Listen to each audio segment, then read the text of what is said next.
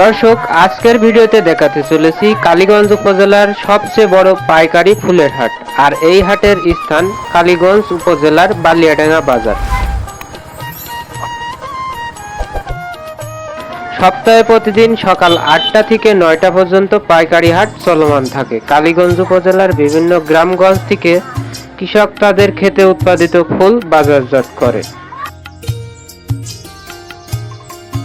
আর এখান থেকে পাইকাররা ফুল ক্রয় করে দেশের বিভিন্ন শহরে সংগ্রহ করে। এই হাটে পাওয়া যায় বিভিন্ন প্রকার ফুল, যেমন গাঁদা, চন্দ্রমল্লিকা, গোলাপ, রজনীগন্ধা ইত্যাদি। তবে এবছরে ফুলের দাম না থাকায় চরম ক্ষতিগ্রস্ত এই উপজেলার কৃষক। কথা বলবো একজন কৃষকের সাথে। কি আপনার? আমার কি দামে বিক্রি করলেন? কোনো ফুলগুলো বিক্রি নেই। দাম কি ভালো পাচ্ছেন? 10-20 টাকা 30 টাকা। ও, দাম নেই আর কি, তাই তো? ফুল চাষ করে আসলে আমাদের কৃষকরা খুব বিপদে আছে। দর্শক, আপনারা দেখতে পাচ্ছেন